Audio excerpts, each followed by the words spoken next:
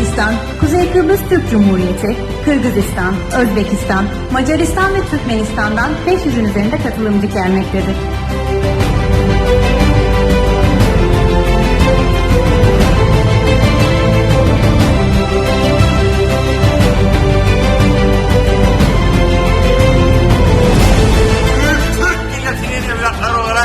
Birbirimize gurur duymalıyız.